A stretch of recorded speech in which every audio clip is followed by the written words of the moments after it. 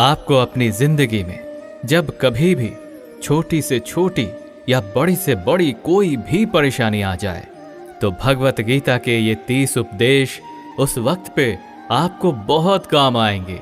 ये पवित्र विचार आपके लिए समझना और उसे अपने जीवन में अनुकरण करना बहुत ही आवश्यक है। और ये 30 उपदेश 30वें से शुरू होकर पहले उपदेश पे समाप्त होगी। इसलिए वीडियो को आखिर तक पूरा ध्यान से सुने ताकि आपके भी जीवन में कल्याण हो सके। गीता का 30वां उपदेश है अश्वमेव भोक्तव्यम कृतम कर्म शुभाशुभम, कि आपने कोई भी कर्म किया हो उसका फल आपको जरूर भोगना पड़ेगा। अगर आपने अच्छे कर्म किए हैं तो वो जाने अनजाने में किसी मुश्किल वक्त पे आपको वो अच्छे कर्म उस मुश्किल वक्त से बचा ही लेंगे। अगर आपने गलत कर्म किए हैं, पाप किया है, तो उसकी सजा भी आपको जरूर मिलेगी। वो इंसान कितना ही छुप कर कर्म करे, चाहे वो कितना ही चालाकी से कर्म करे, लेकिन कहते हैं ना, उस परमात्मा के, ईश्वर के चारों तरफ कैमरे लगे हुए हैं। हमारे एक एक कर्म पर वो प्रकृति, वो परमात्मा अपनी दृष्टि बनाए रखते हैं। हमारे एक एक कदम का हिसाब होता है। इसे हम एक कहानी से समझते हैं। एक गांव में 2 मित्र रहते थे। उन दोनों ने विचार किया कि इस गांव में हम धन नहीं कमा पा रहे हैं। वो दोनों धन कमाने के लिए शहर चले गए। कुछ वर्ष वहां रहकर उन्होंने काफी धन कमाया। फिर सोचा कि अब हम अपने घर वापस चलते हैं और हमने अच्छा खासा धन कमा लिया है। उस समय पे यातायात की इतनी सुविधाएं नहीं होती थी। वो अपने बैलों पर ही यात्रा कर रहे थे। चलते चलते मार्ग में रात हो गई तो उन्होंने विचार किया कि आज रात हम यहीं विश्राम करते हैं। एक मित्र ने कहा कि मैं यहाँ पर रहकर धन की रक्षा करता हूँ, तुम बाजार जाकर भोजन की व्यवस्था कर लो। जब वो मित्र बाजार गया तो उसके मन में पाप आ गया। उसने सोचा कि इतना पैसा हमने कमा लिया है, अगर मैं इसको यहीं जंगल में मार दूं तो सारा पैसा मेरा हो जाएगा, नहीं तो मुझे इसका आधा धन इसको देना पड़ेगा। मन में ये खोट आने पर उसने अपने मित्र के खाने में जहर मिला दिया और जब वो खाना लेकर के अपने मित्र के पास गया, उसका मित्र वो जहर वाला खाना खाकर वहीं पर उसकी मृत्यु हो गई। वो व्यक्ति सारा धन लेकर के अपने घर वापस आ गया। फिर उसके घर में एक पुत्र ने जन्म लिया। जब उसका बेटा पैदा हुआ तो वो बहुत ही बीमार रहता था। उसने अपने जीवन में जो कुछ भी धन कमाया था, उसका वो सारा धन अपने बेटे के इलाज में ही खत्म हो गया। बेटा बड़ा होता गया और इसका धन नष्ट होता गया। जब उसका बेटा थोड़ा और बड़ा हो गया तो उसके पिता ने पूछा कि बेटा, तू इतना बीमार क्यों रहता है? तू ठीक क्यों नहीं होता? मैंने अपनी जिंदगी का सब कुछ तुझ पर लगा दिया है, फिर भी तेरी तबीयत ठीक नहीं रहती। तो उसके बेटे ने बोला, कौन सा बेटा और कौन सा पिता? मैं तो तेरा वही मित्र हूं जिसको तूने जंगल में जहर देकर मार दिया था। मैंने अपना वही हिसाब पूरा करने के लिए तेरे पुत्र के रूप में तेरे ही घर में आया हूं। अब मेरा तेरा हिसाब बराबर, अब मेरा जीवन यहीं समाप्त होता है।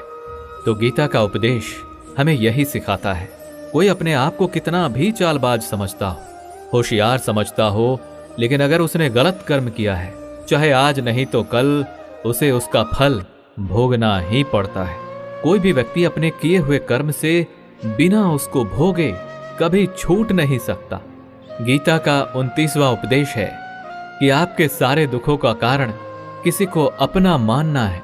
आप कभी गौर करना, आपकी जिंदगी के सारे दुख, सारी तकलीफें, सारी चिंताएं वहीं से आती हैं जहां आपका अपमान होता है कि ये मेरा है, ये मेरा अपना है। यहीं से आपकी जिंदगी में दुख का आना शुरू हो जाता है। इसे एक छोटी सी कहानी से समझते हैं। एक व्यक्ति के पास एक बहुत बड़ा महल था। उसने जिंदगी भर की सारी संपत्ति लगाकर उस महल को बनाया था। आसपास के शहरों के कई लोग उसके महल को देखने आते थे। कई बड़े बड़े सेठ उसके महल को खरीदने की कोशिश करते थे। इसलिए वो महल उसका अहंकार हो गया, उसकी जीने की वजह था। उसका उस महल से बहुत लगाव था। एक दिन उसके महल में आग लग गई और वो कहीं बाजार गया हुआ था। जब वो घर लौटकर आया तो उसने देखा कि उसका महल तो आग में जल रहा है। अपने घर को आग में जलता हुआ देखकर उसे इतना दुख हुआ। उसने कहा, अगर ये महल नहीं रहेगा तो मैं भी जिंदा नहीं रहूंगा। अगर मेरा महल ही जलकर राख हो जाएगा तो मैं जीकर क्या करूंगा। वो भी उसी आग में छलांग लगाने की कोशिश करने लगा तो किसी दूसरे व्यक्ति ने उसे रोक लिया और कहा कि भाई, ये जो तुम्हारा महल है, इस महल को तुम्हारे कल बेटे ने किसी और को बेच आया है। जब उसे पता चला कि ये महल अब मेरा नहीं है, किसी और का हो चुका है, तो उसकी सारी चिंता खत्म हो गई। जैसे और लोग उस जलते हुए महल को देखकर तमाशा देख रहे थे, वैसे ये भी खड़ा हो गया। इतने ही देर में उसका बेटा आया। वो अपने बेटे को देखकर बहुत खुश हुआ, उसे आशीर्वाद देने लगा कि तेरे जैसा बेटा तो बहुत भाग्य वाले माता पिता को मिलता है। तुमने तो मेरी जिंदगी बचा ही ली। आज इस घर में आग लग रही थी और तूने कल ही इसका सौदा कर दिया। वो अपने पिताजी से कहने लगा कि पिताजी, इस महल के सौदे के लिए बात तो करने गया था, पर सौदा कभी पक्का हुआ ही नहीं है। जब उसके पिता ने यह सुना कि अभी इस महल का सौदा हुआ ही नहीं है, तो वो दोबारा से फूट फूट कर रोने लगा और अपनी छाती पीटने लगा। महल वही है, इंसान वही है, लेकिन जब महल मेरा है तब वो दुख भी देता है, खुशी भी देता है। लेकिन जब वो मेरा नहीं है, उससे मेरा कोई रिश्ता नहीं है, तो सारे दुख खत्म हो जाते हैं। ऐसे ही जिंदगी में जब किसी जगह, किसी इंसान को, किसी रिश्ते को, किसी काम को हम अपना मान लेते हैं, मेरा मान लेते हैं, वो वहीं से सारे दुखों की शुरुआत होती है, वहीं से हर तकलीफ की शुरुआत होती है। तो श्रीमद् भगवद गीता का ये 29वां उपदेश यही कहता है कि आप जैसे ही किसी को अपनी जिंदगी जीने की वजह मान लेते हो कि इसके बिना तो मैं जी ही नहीं सकता, तो फिर वो चीज, वो इंसान, वो काम आपको बहुत दुख देता है। दोस्तों, इससे पहले कि हम 28वें उपदेश पर जाएं, आपसे विनती है कि अगर आप इस वीडियो से कुछ भी सीख रहे हैं तो इस वीडियो को एक लाइक कर दीजिए और इस चैनल को सब्सक्राइब कर लीजिए। तो फिर चलिए आगे बढ़ते हैं। गीता का 28वां उपदेश है कि आज में जियो, फल की चिंता करना छोड़ दो। जो भी व्यक्ति अपने बीते हुए कल या अपने आने वाले कल में खोया हुआ रहता है, वो जिंदगी में कभी खुश नहीं रह सकता। आपको जिंदगी में खुशी सिर्फ और सिर्फ तब मिल सकती है जब आप वर्तमान में जी सके, आज के आनंद को जी सके। बीते हुए कल और आने वाले कल का कोई वास्तविक अस्तित्व नहीं होता, वो सिर्फ आपकी बुद्धि और आपके विचारों में होता है। उसे सिर्फ आप अपने मन के अंदर और बुद्धि के अंदर जीते हैं। उसकी कोई वास्तविकता इतनी नहीं होती, उसे सिर्फ आप अपने मन के अंदर और बुद्धि के अंदर जीते हैं। लेकिन जिससे आप वास्तविकता में जीते हैं, वो आपका आज होता है, वो आपका चल रहा पल होता है। अगर आप अपने मन और बुद्धि को अपने भूतकाल और भविष्य काल में अटका कर रखेंगे तो याद रखना, आप कभी खुश नहीं रह पाएंगे। और अगर जिंदगी में खुश रहना चाहते हैं तो आज में और इसी पल में जीना सीखें। गीता का 27वां उपदेश है कि जो आपके साथ अधर्म करे, पाप करे, गलत करे, उसे दंड जरूर देना चाहिए। अगर आप उसे सहते हैं तो वो आपके साथ और गलत करता रहेगा। अगर आप उसे सहते हैं तो उसके पाप में आप भी भागीदार हो जाएंगे। अर्जुन श्री कृष्ण से कहने लगे कि जिनसे मैं युद्ध करने जा रहा हूँ, ये सब मेरे भाई हैं, मेरे गुरुजन हैं। मैं इनके सामने कैसे हथियार उठाऊं, इनको कैसे मारूं? तो भगवान श्री कृष्ण ने अर्जुन से कहा कि जिन्हें तुम अपना मानते हो वो सभी अधर्मी हैं, वो पाप के पक्ष में खड़े हैं। और अगर तुम इनका वध नहीं करोगे, युद्ध नहीं करोगे, तो समाज में और भी पाप बढ़ जाएंगे। क्योंकि जब कोई ऐसे पापियों को नहीं रोकता है तो ये और भी ज्यादा पाप करते हैं। ऐसे ही जब आपके साथ कोई गलत करता है, आपको चोट पहुंचाता है, दुख पहुंचाता है, और वहीं आप चुपचाप रहते हो, तो उससे सामने वाले का मनोबल बढ़ जाता है। वो आपको कमजोर समझने लगता है और आपके साथ गलत करने का वो अपना हक समझने लगता है। लेकिन जब आप उसके गलत व्यवहार को, उसके अधर्म को रोक लेते हैं, उसका विरोध करते हैं, तब वो अपनी सीमा में रहना सीख जाता है। और यही कलयुग है। अगर इस जमाने में आपको खुश रहना है तो आपको अपनी रक्षा खुद ही करनी होगी। कोई आपके साथ गलत करे तो उसको कभी नहीं सहना चाहिए, बल्कि उसका सामना करना चाहिए। गीता का 26वां उपदेश है कि किसी से भी हद से ज्यादा मोह कभी नहीं करना चाहिए। जिससे भी आप सबसे ज्यादा मोह लगाओगे, देखना वो आपको अवश्य रुलाएगा। मोह की वजह से ही आप किसी के पीछे मरते रहते हैं। मोह की वजह से ही आपको कई बार अपमान भी सहना पड़ता है, और कई लोगों को मोह की वजह से ही अपना अपमान दिखता भी नहीं है। कि सामने वाला मेरी इज्जत तक नहीं कर रहा और मैं इसके पीछे मरा जा रहा हूं। वो आपकी आंखों पे ऐसी पट्टी लगा देता है कि आपको सच और झूठ दिखाई ही नहीं देता। आपको किसी इंसान का चेहरा दिखाई नहीं देता। आप जो देखते हैं, जो सुनते हैं, उसी पर यकीन करने लगते हैं। फिर चाहे आपको कितना ही दर्द मिल रहा हो, अगर आप किसी इंसान को ठीक से समझना चाहते हैं, उसकी सच्चाइयों को जानना चाहते हैं, तो उसके लिए बहुत जरूरी है कि आप उसके मोह से जल्द बाहर आ जाए। आपका मोह आपको दुख देता है। जिस दिन मोह खत्म, उस दिन आपको किसी भी रिश्ते से कोई दुख नहीं मिल सकता, क्योंकि आपको फिर कोई फर्क ही नहीं पड़ेगा।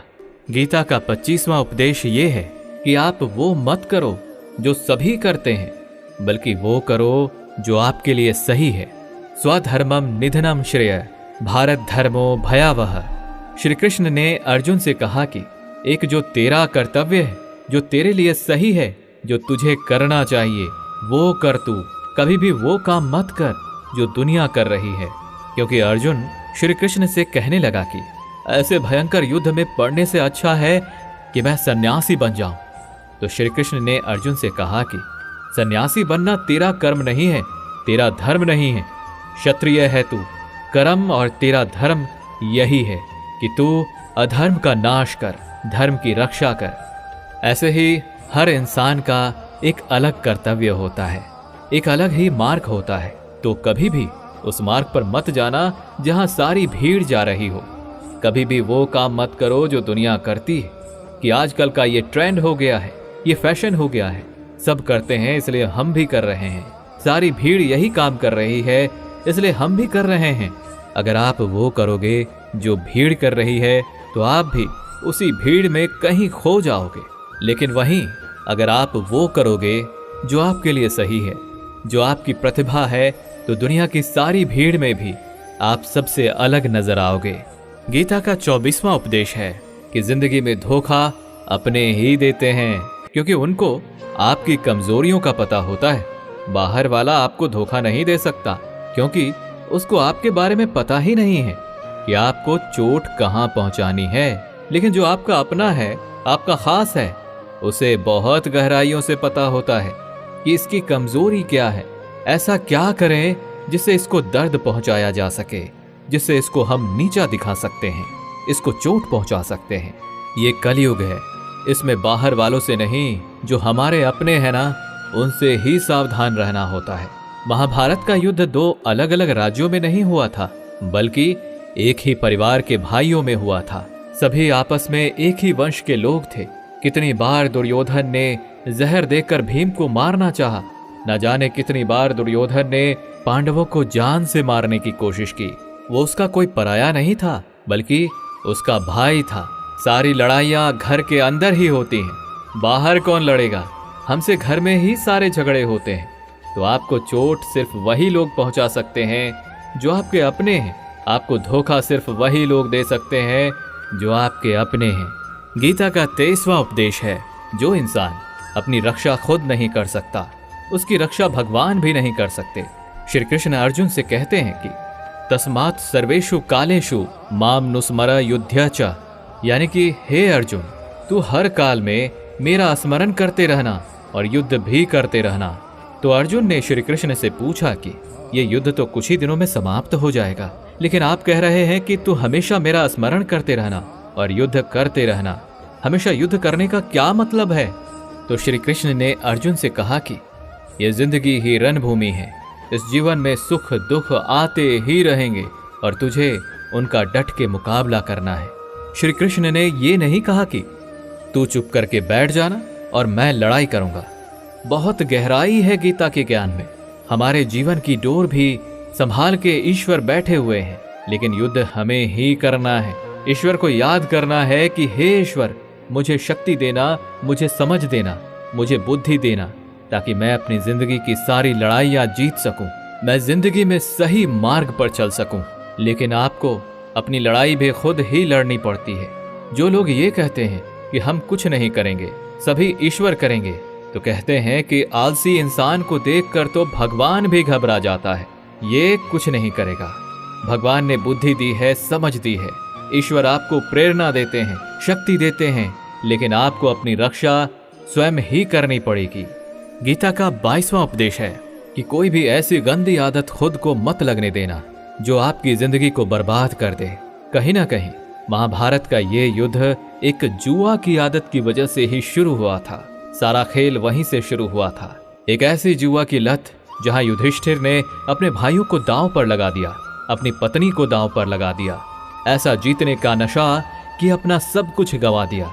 ऐसे ही हम भी अपनी जिंदगी में जब कोई ऐसी गंदी आदत लगा देते हैं, चाहे वो कोई भी हो, चाहे वो नशे की हो, मोबाइल की हो, किसी इंसान की हो, कोई गलत काम करने की हो, कोई भी गलत आदत जो आपको बर्बाद कर सकती है, अगर आप उसको नहीं छोड़ेंगे तो आपका सब कुछ खत्म हो जाएगा।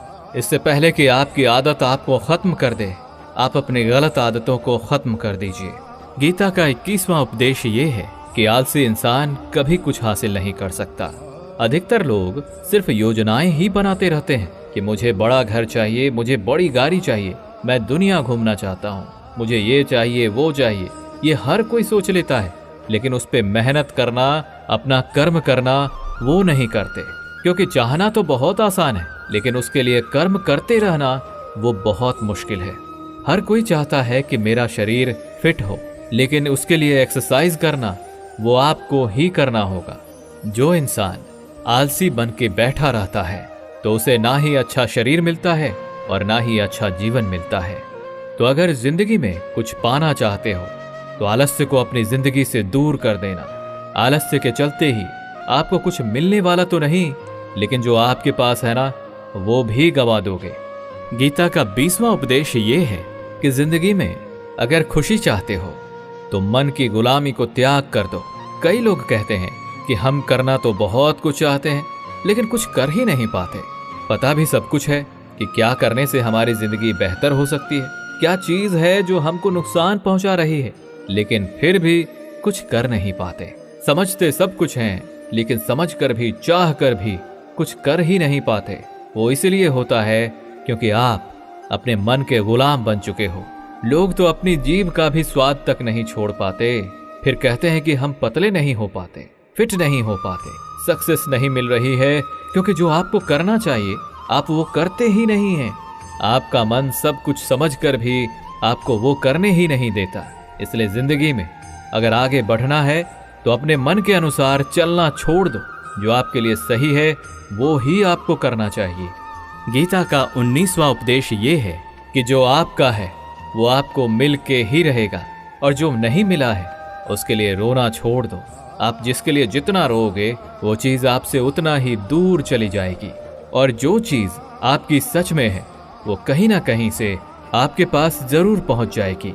इसलिए जो आपको जिंदगी में हासिल नहीं हो रहा है, हासिल नहीं हुआ है, उसका पछतावा करना, उसके लिए रोना आपको बिल्कुल बंद कर देना चाहिए। गीता का 18वां उपदेश ये है, आप संसार में जितना प्रेम लगाओगे उतना ही जीवन में दुख और पीड़ा का अनुभव करोगे। गीता का 17वां उपदेश ये है कि जिस इंसान को बात बात पर क्रोध आता है, सुख और शांति उसके जीवन में कभी नहीं आ सकते। क्योंकि जो इंसान बहुत ज्यादा क्रोधी होता है उसके सारे मित्र उसे छोड़कर चले जाते हैं। वो अपने मन में भी दर्द में ही जीता रहता है, तकलीफों में जीता है। ज्यादा गुस्सा करके या ज्यादा क्रोध करके जो भी आपके पास है ना, वो आप उसे खो दोगे, और ऐसे इंसान को शांति कभी नहीं मिलने वाली है। इसलिए अपनी जिंदगी में शांति अगर चाहते हो तो बात बात पर गुस्सा करना छोड़ देना चाहिए। गीता का 16वां उपदेश है कि चाहे आप किसी की मदद करें या ना करें, लेकिन जानबूझकर कभी किसी का दिल नहीं दुखाना चाहिए। क्योंकि जब आपकी वजह से किसी का दिल दुखता है ना, तो याद रखना आपको भी वही दर्द एक दिन जरूर मिलेगा। लेकिन जब आप किसी का दिल दुखाते हैं तो आपको भले पता ना चलता हो, लेकिन जब कोई भी आपका दिल दुखाता है तब आपको समझ में आ जाता है कि दिल पर चोट लगने की वजह से कितना दर्द होता है।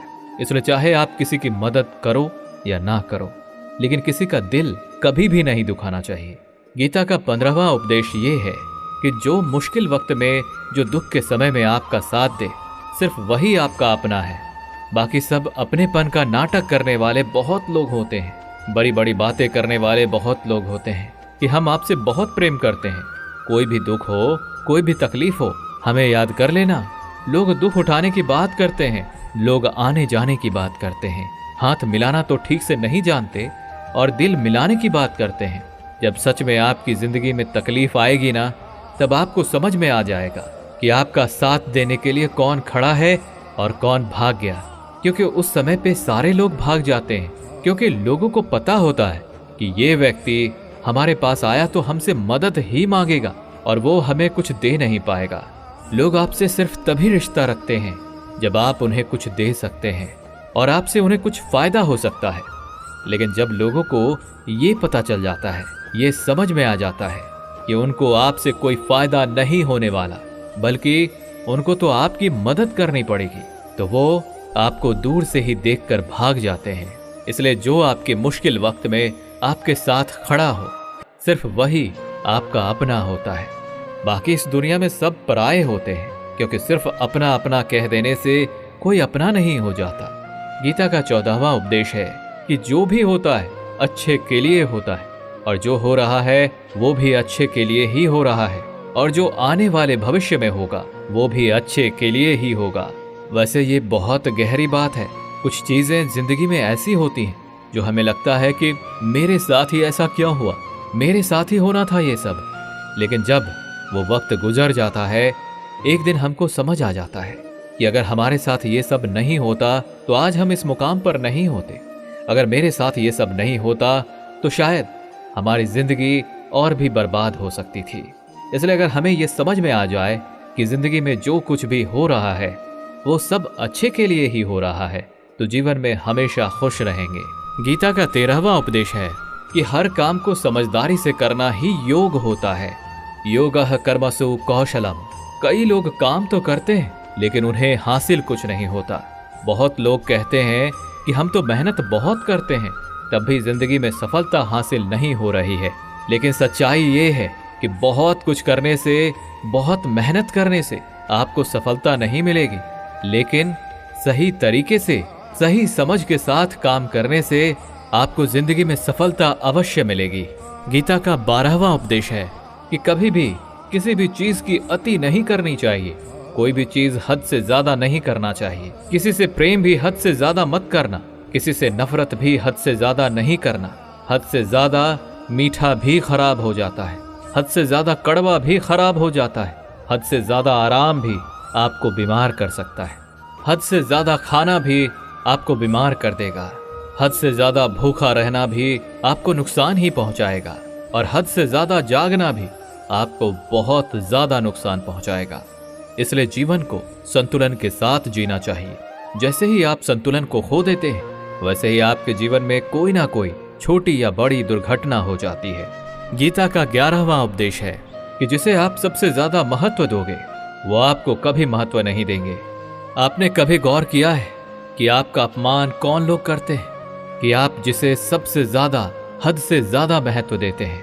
दूसरों की इज्जत करना अच्छी बात है, पर दूसरों की अगर बहुत ज्यादा इज्जत करेंगे तो उनकी नजर में आपकी इज्जत खत्म हो जाती है। इसलिए किसी को भी कभी भी अपना सब कुछ नहीं बनाना चाहिए कि तुम ही मेरे सब कुछ हो। जैसे ही आप किसी को अपना सब कुछ बना लेते हैं तो आप उसके लिए कुछ भी नहीं रह जाते। इसलिए लोगों को इज्जत उतना ही देना चाहिए जितना वो हजम कर सके। हद से ज्यादा इज्जत देना आपकी ही बेइज्जती करवा सकता है। गीता का 10वां उपदेश है जिसके साथ सत्य और ईश्वर की शक्ति है, चाहे सारी दुनिया उसके खिलाफ ही क्यों ना हो जाए, लेकिन अंत में जीत उसी की होती है। श्रीमद् भगवद गीता में कुल 700 श्लोक हैं और 18 अध्याय हैं। गीता का आखिरी श्लोक है यत्र योगेश्वरः कृष्णो यत्र पार्थो धनुर्धरः तत्र श्रीर विजयोर भूतिर ध्रुवानी तिर्म तिर्ममः। धृतराष्ट्र बार बार संजय से पूछता था कि बताओ युद्ध में कौन जीत रहा है, कौन हार रहा है, क्योंकि उसे विश्वास था कि भीष्म पितामह मेरे पक्ष में है, गुरु द्रोणाचार्य मेरे पक्ष में है और यहाँ तक कि कर्ण भी मेरे पक्ष में है, तो भला हमें कौन हरा सकता है। लेकिन संजय ने धृतराष्ट्र को कहा कि जहाँ ईश्वर है वहीं पर सत्य है और हमेशा वहीं जीत होती है। चाहे आपके पास कितनी भी शक्ति क्यों ना हो, लेकिन सत्य और ईश्वर जिसके लिए खड़े हो जाए उसे दुनिया में कोई भी नहीं हरा सकता।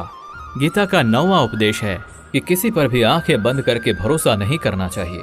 जैसे महाभारत की कथा में दुर्योधन ने कितनी बार षड्यंत्र करके पांडवों को मारने की कोशिश की, आग में जलाने की कोशिश की, और वो धर्म पर चलने वाले लोग बार बार उसकी बातों में आ गए। ये बात और है कि ईश्वर उनकी रक्षा कर रहे थे, पर जिसे वो अपना भाई समझ रहे थे, जिसे वो अपना सगा समझ रहे थे, जिस पे वो भरोसा कर रहे थे, वही उनकी मृत्यु करवाना चाहता था। इसलिए भरोसा करते समय अपनी आंखें जरूर खुली रखनी चाहिए। गीता का 8वां उपदेश है कि जीवन में वैसे तो लड़ाई झगड़े से बचना चाहिए, लेकिन जब बात आपके चरित्र, सम्मान और अधिकार की हो तो लड़ना भी चाहिए। अर्जुन भी महाभारत का युद्ध करना नहीं चाहते थे, क्योंकि सामने उसके अपने खड़े थे, लेकिन श्री कृष्ण ने उन्हें उपदेश दिया कि यहाँ पर बात लड़ाई की नहीं है, तेरे सम्मान की है, तेरे चरित्र की है, तेरे अधिकार की है। जो द्रौपदी के साथ कौरवों ने भरी सभा में अपमान किया, उसे नग्न करने की कोशिश की, इतना बड़ा अधर्म किया, वो तुम्हें कभी नहीं सहना चाहिए। इसलिए बात जब आपके चरित्र पर आ जाए, आपके सम्मान पे आ जाए, तो चाहे वो अपना ही क्यों ना हो, आपको उसके साथ अवश्य ही लड़ना चाहिए। गीता का 7वां उपदेश है कि चाहे कितना भी बुरा वक्त आ जाए, लेकिन जो इंसान जिंदगी में कभी हिम्मत नहीं हारता, वो सब कुछ हासिल कर सकता है। जब पांडव लोग जुए में सब कुछ हार गए, उनको 12 साल के लिए वनवास मिला और 1 साल के लिए अज्ञातवास। वो भिक्षा मांग के अपनी जिंदगी को पालते थे, भयानक जानवरों के बीच जंगलों में भटकते रहते थे, लेकिन इतना मुश्किल वक्त झेलने के बाद भी आखिर में विजय उन्हीं की हुई, क्योंकि उन्होंने अपने अंदर कभी हिम्मत नहीं खोई। ऐसे ही आपकी जिंदगी में कितना ही मुश्किल वक्त क्यों ना आ जाए, लेकिन आपके अंदर अगर हिम्मत है तो जीत आपकी अवश्य होगी। गीता का 6वां उपदेश है कि जो किसी और का है उस पर कभी अधिकार अपना नहीं जमाना चाहिए, कभी कब्जा नहीं करना चाहिए। जब शकुनी ने षड्यंत्र करके पांडवों को हस्तिनापुर से अलग करवा दिया, एक राज्य दे दिया जहाँ की भूमि भी बंजर थी, जहाँ और कुछ नहीं हो सकता था, लेकिन पांडवों ने उस शहर को इतना सुंदर बना दिया, इतना वैभवशाली बना दिया कि हस्तिनापुर भी उसके आगे फीका लगने लगा। और उसके वैभव को और सुख को देखकर दुर्योधन अंदर ही अंदर जलता था, और इसलिए उसने कई षड्यंत्र करके उनका वो खांडव प्रस्थ भी उनसे छीन लिया। जो चीज उनकी नहीं थी उस पर भी कब्जा किया, तो उसका आखिर में परिणाम यही हुआ कि जो चीज उनके पास थी वो भी उसके पास नहीं रही, उसे गंवाना पड़ गया। इसलिए जो आपका नहीं है, कभी उस पर अधिकार नहीं जमाना चाहिए। गीता का 5वां उपदेश है कि वो इंसान जिंदगी में सफल माना जाएगा जो अंदर से हमेशा खुश रहता है।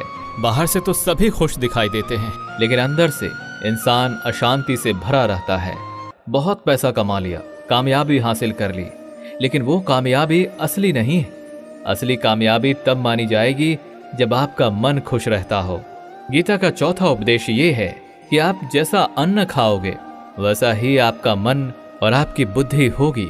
अब वैसा ही कर्म करोगे और वैसा ही आचरण करोगे। सात्विक अन्न खाओगे तो आपका मन भी सात्विक होगा, सात्विक व्यवहार भी करोगे, सोच भी आपकी अच्छी होगी। श्री कृष्ण ने भागवत गीता में सात्विक, राजसी और तामसी इन तीनों आहारों का विस्तार से वर्णन किया है कि क्या खाना चाहिए, क्या नहीं खाना चाहिए। पर इसका निचोड़ यही है कि जो मनुष्य सात्विकता से भोजन करता है उसे जीवन में सुख और शांति अवश्य मिलते हैं।